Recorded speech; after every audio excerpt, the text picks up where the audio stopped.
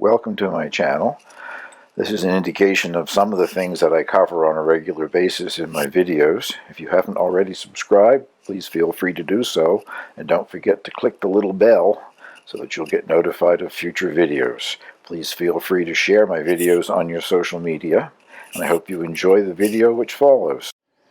Hi everybody, it's August 5th. I'm starting to put clips together for my next garden update, but I suspect it'll be about the 16th of August before this goes live on YouTube. I have a couple of other videos that I've been working on in the meantime that will go earlier. Just pulled the last of my onions. Got a few that are a bit better in size, not gigantic, but a bit better in size. And along with, I can get this thing to turn, a lot of medium and small ones as well. The ones that I showed in a previous video, the first ones that I pulled, they're now up in the loft in the cabin, which is an ideal place to cure them. The windows all have screens, so I have the windows open and there's nice air circulation and it's lovely and warm up there. So as soon as these guys dry off completely, they'll be going up there as well. But right now I'm going to harvest my garlic. Something that I forgot to mention about the onions, I had one that looked like it had been, well, I don't know, attacked by something. It had sort of a hole in the side. I discarded that. But I also had one that I think might have been the same sort of thing that Southpaw Davy was talking about. I'm not sure, Dave, what you called that, white rot or something like that. It was a smallish one, and it had like a white substance on it, and it was squishy rotten. So thankfully that was only one onion. Well, the garlic isn't completely dead by any means, but a lot of the leaves are turning yellow and brown and whatever. And from my previous experience with the stuff, there's nothing much to be gained from keeping it until all the tops have completely died back, so I'm going to pull it. And besides that, I have a plan for this bed. I'll show you in a clip here soon once this has been harvested. Well, these are the two on the furthest end here, nearest end, whatever, so I'll pull those and show you what I get, and then I'll show you the rest when I've got them cleaned up and drying out. They're not gigantic. I can't remember what the variety is. I never can from one year to the next. I'd have to go back and check the video. I think I probably made a video. There we are. It'd be better if I had them in the shot, wouldn't it? I probably made a video last fall, last October when I planted them, but it's a variety that I bought online. Again, it had something to do with the fact that it has this purple skin. They're not huge heads, as you can see, but they're quite usable. And more than enough here. I'll show you all that I get, but more than enough for me. I like garlic, but I don't live eating garlic every day, so I think I'll probably even have enough here that I will plant some of these same cloves out of these heads later this fall. Well, I got 18 heads out of that, and I'd already pulled one using it in the house, so altogether I got 19. And once again, a great range of sizes, medium, small, and some fairly decent ones. These larger ones, I noticed something when I was pulling them. The largest ones were all ones that got planted deeper, and you had to pull quite hard to get it out of the ground. It was down deeper than the other ones, so maybe that's something I'll keep in mind when I'm planting this fall's garden. I will plant my cloves down deeper. And actually these three largest ones, I'll probably save those. Those would be the cloves that I plant. Well, I guess I have most of the weeds and all of the garlic out of that bed. What I'm planning to do is try to grow some fall peas. I've done it before successfully, but of course it depends on the fall weather. This is 2 5-gallon pails of well-composted chicken manure.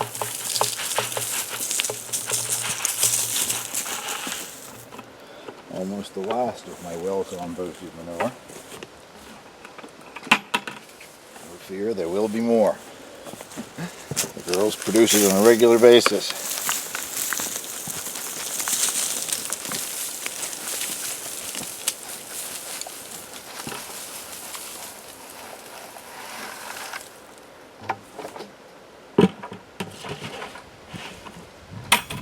We've had a great stretch of summer weather for the last 2 weeks, maybe more. No rain. We're getting into the period where we don't get rain, but it has been not all that hot, not a heat wave, just mid-20s. And right now I would say it's probably 25, maybe 26. Today is a little warmer than it's been. All I'm doing here is turning the compost that I just put on, just sort of mixing it into the top layer of soil. I don't think it would burn anything, because like I said, it's been well composted.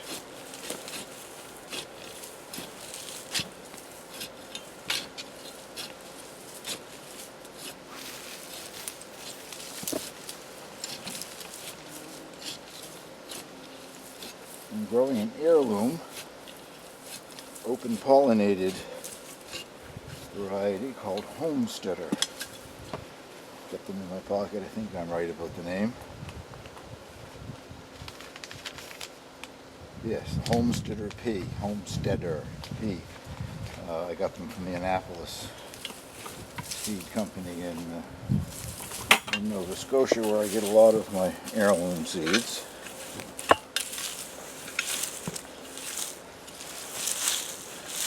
We had a bit of a real heat wave, a short one in July, where it got up into the 30s, which is not very common for us.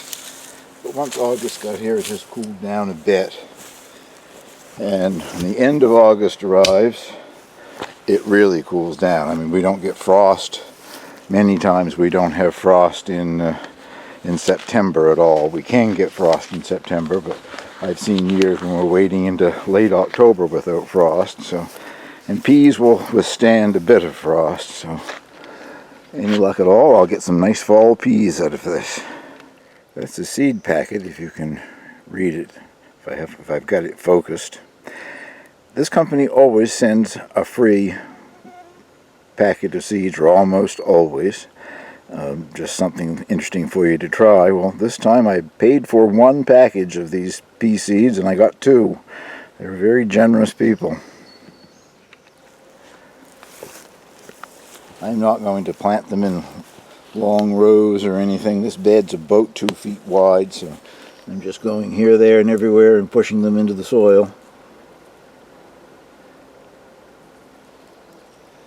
2 packages should be more than enough, I guess. So once I get them in, I'll water them in. Hope for the best, huh? All planted, now to get them watered in, because that soil is really dry. I didn't water this for a couple of days because I knew I was going to be harvesting the garlic.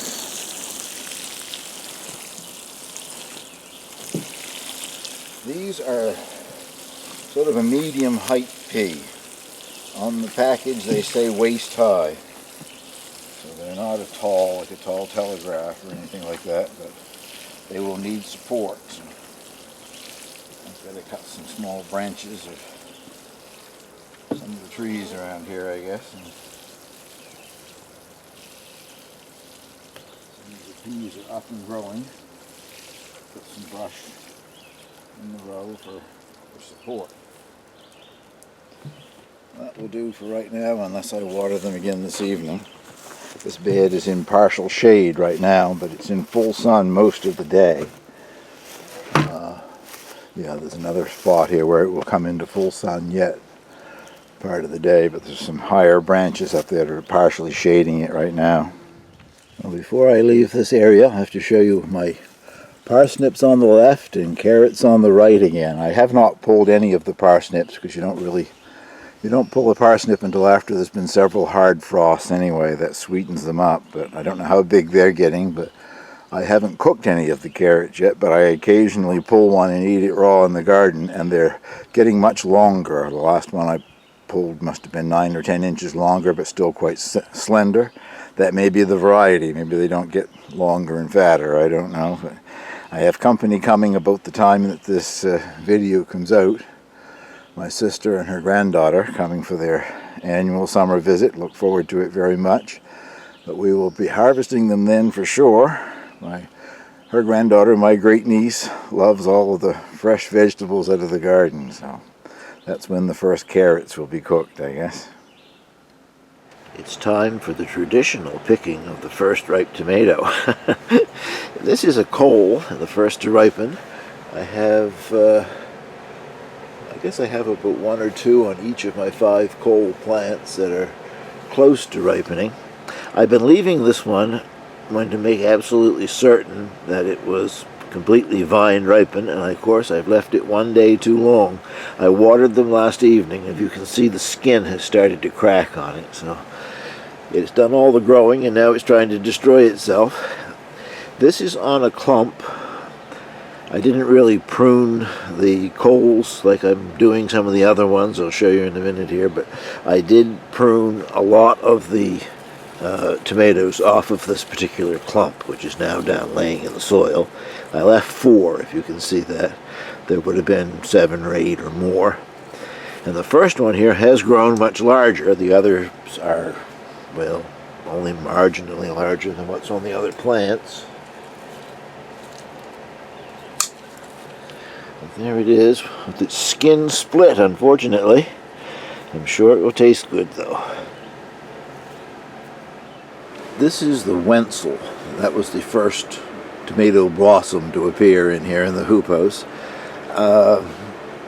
I did prune the leaf off above it. I almost think that was the only one that got pollinated in that particular truss. It's not huge, but get a hand in there and show you it's still growing, I guess, and it's a decent size anyway. Excuse the wobble. I'm hand holding the camera for this clip. If you see some blossoms down there, that's actually some blossoms off of a cole plant next to this thing. This is called Prudence Purple, and it's another one of the heirloom varieties that I'm growing, but it's doing something very different. It must be genetic, because none of the other tomatoes are doing it. That's the first cluster there, and tiny little tomatoes have started in there. But there's another cluster there, another cluster there, and up at the very top I've had to stop the growing. There's the final cluster with blossoms. They have all got pollinated, and none of them are growing any larger than the tiny little thing. They must be waiting until everything is ready and then they all produce at once or something. I've never seen a tomato plant quite like it. This one is called Bernardo's Paste, so it's an Italian type paste tomato. And this is the first truss. I do see a little clip on the end. I must have removed some of the blossoms, I guess, but 2, 4, 6, 7 on that truss, and that one there seems to be about the largest. It is getting a lighter green at the bottom of them, so hopefully that means they're starting to ripen anyway. This one is a cherry tomato called Esterina, and my research said it was a bush-type tomato, a determinate variety. Well, my determinate variety has reached the roof in here, so it's already grown 8 feet, and I have to stop the growth on it. This is the first truss, and nothing ripe there yet, but they are getting a little lighter on the edges, so any day now I should have a few of those to try, I hope. Now, this is another Wenzel that I have been doing some pruning on. I don't know how many would have been in that cluster, but I only left 2 of them, and they're still growing a nice size. I get a hand in there to give you some indication, I guess.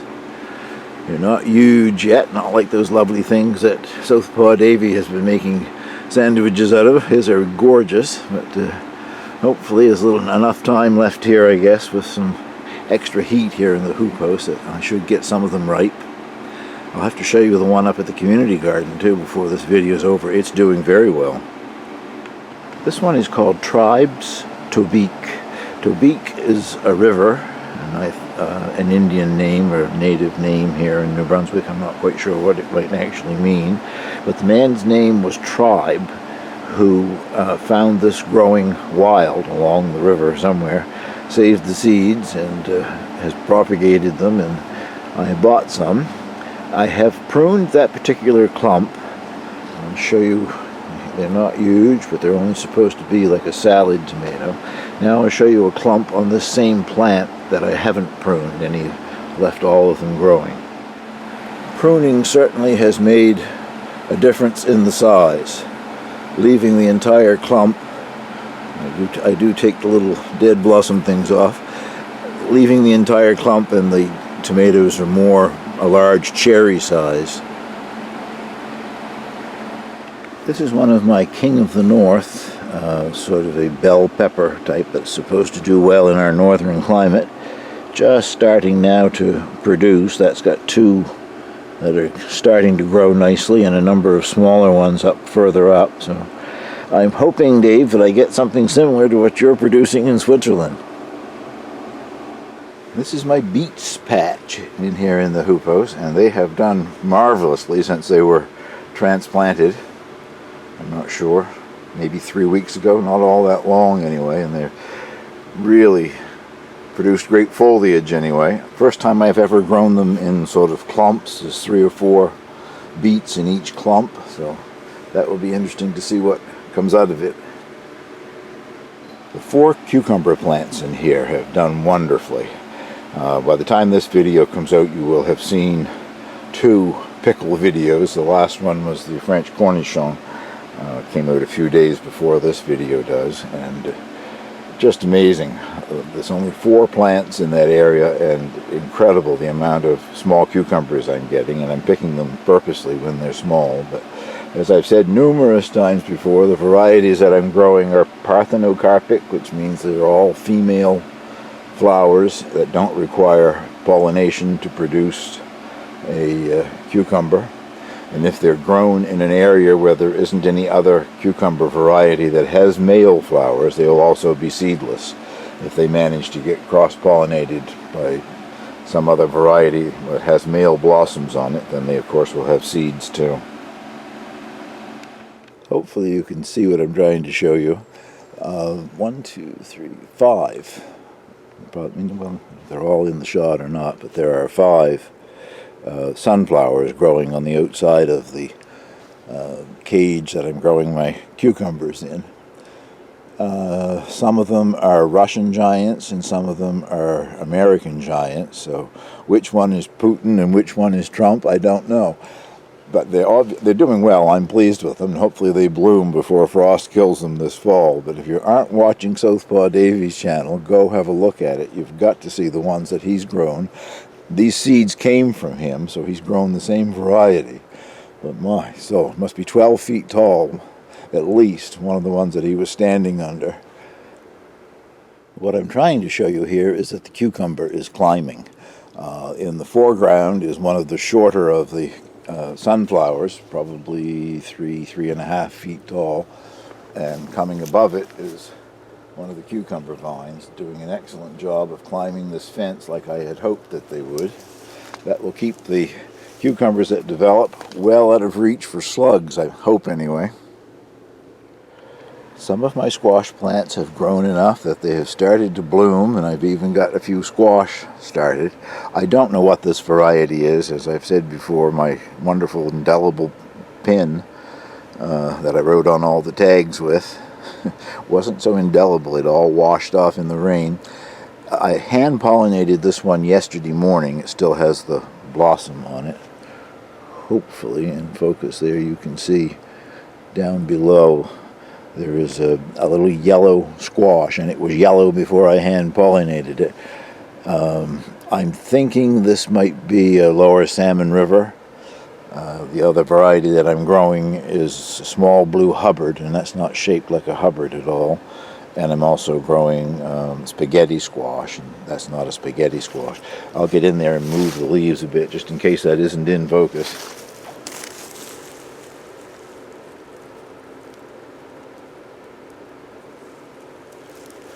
Hopefully you can see what I mean.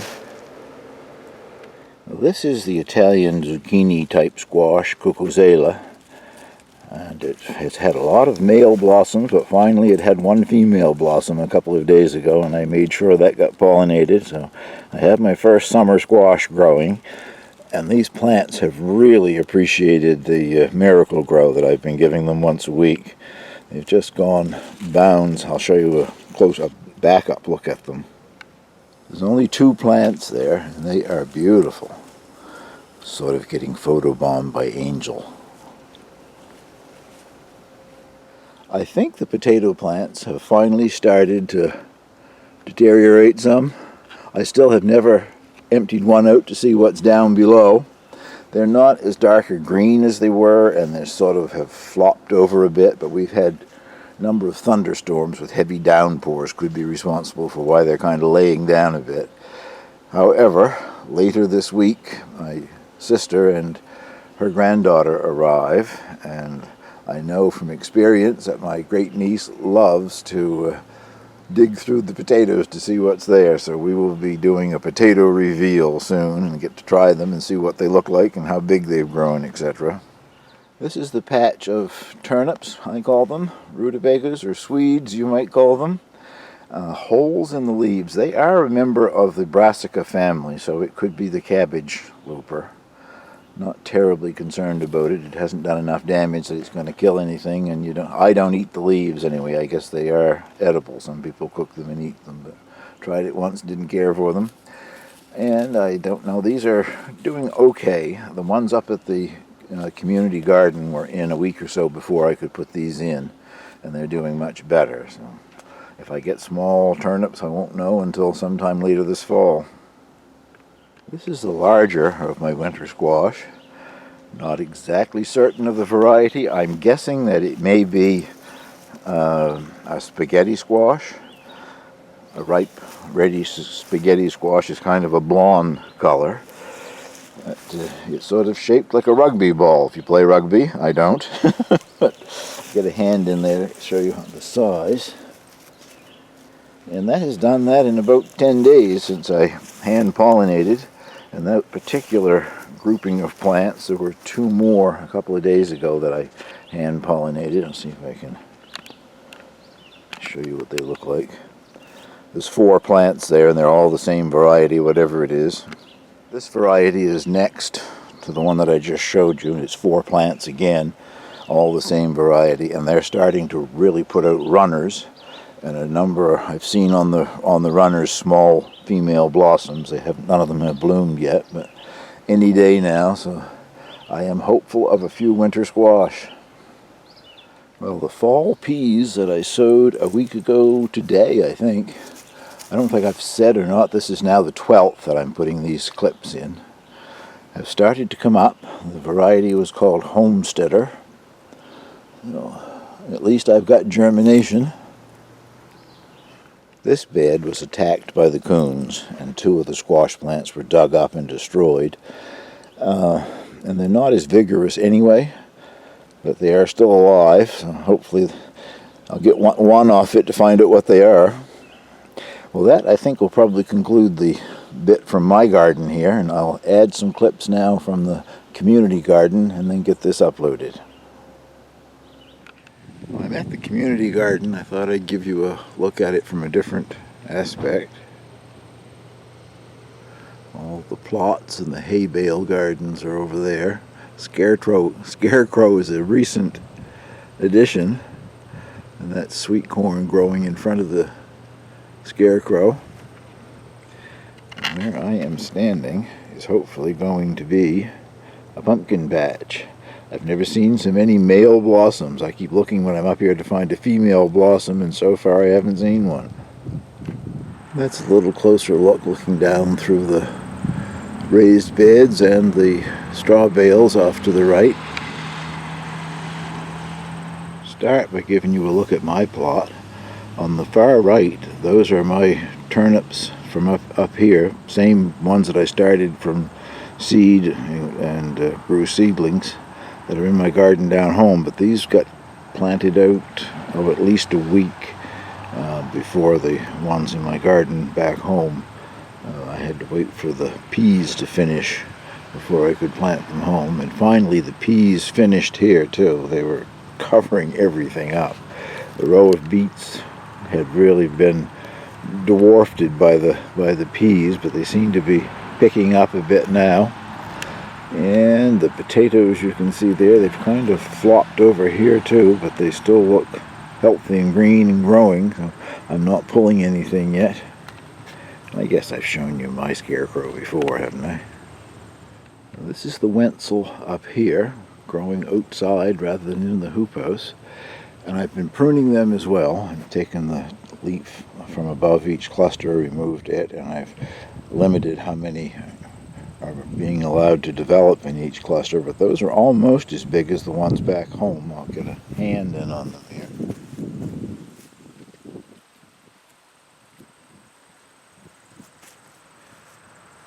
They're looking good. I keep checking for blossom end rot, worrying that that's going to happen, but there's no sign of it yet. And if you look, I can get this thing to go.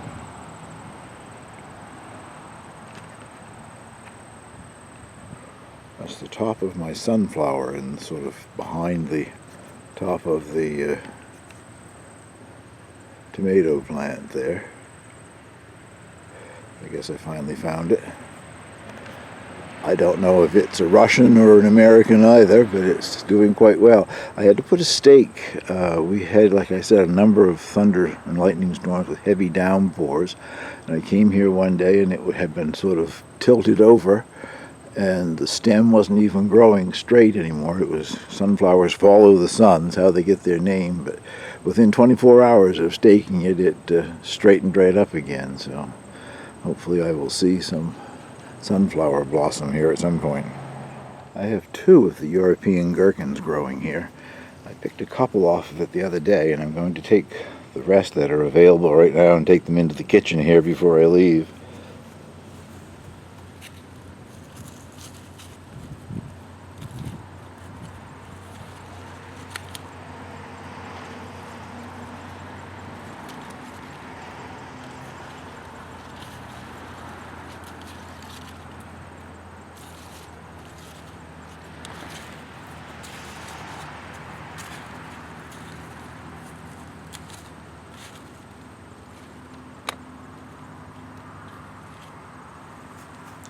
Well, 5, I guess, and looking pretty nice.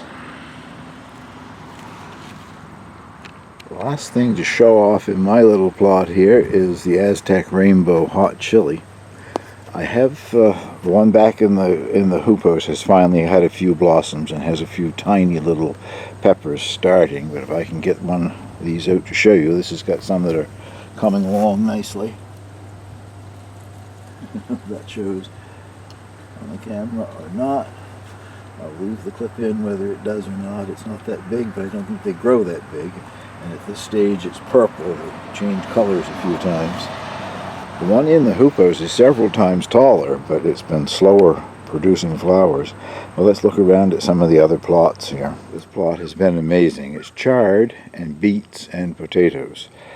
He's had several pickings off of the chard, planted the beets thick enough so that he could pull them and have beet greens and maybe even small beets. But what's left there now are developing some very nice sized beets. The variety is Detroit Red, as I've said a few times before. I'm going to have to get myself some Detroit Red seed to try them next year. I've never grown them before. I wanted to show you this. I brought up different things that I had left over. I didn't have any room left to plant, and among them was a lot of my tomato plants. And these are Cole tomatoes. I know because of one of my little tags in there with the number 5 on it. That was the Cole tomatoes. They're doing very well out in the garden, almost as well as they are doing in the hoop house. You can make one out in the background there, maybe not. There's one that's starting to turn, will be ripe in a few days' time. So they've done almost as well with them growing here as I have in the hoop house. But as I've said before, this is an ideal spot for a garden on Campobello. It gets full sun all day long, and we've had lots of sun the last few weeks. This straw bale garden is being grown by the same gardener who is growing those Detroit Red beets. I don't see the little tag anymore that tells the name of these peppers, but they are doing amazingly well in a straw bale. I don't want to break one off. This is the largest one here that I can see. Hopefully you can get a look at that. They are amazing. They're a sweet pepper, I'm quite sure, if I remember right, but they're sort of shaped like something you would expect to be hot. But I would expect those will start turning red soon. This straw garden is having great success growing squash, and actually there are 2 or 3 of the straw gardens that are growing squash, and they're doing very well. I would say that's a buttercup variety, something along that line, but it's produced one already and it's starting to run across the ground here.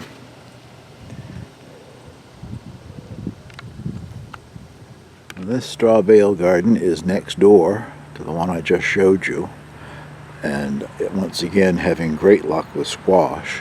I'll try to zoom in. Looks like the same variety. I don't know, maybe the same person has two straw bale beds, but I really don't know that. There's a close-up of that one. Amazing how well they're growing in a straw bale. Well, thank you very much for watching. To close this off, I'll once again show you the view from the community garden, Eastport, Maine, in the distance. Thank you for watching.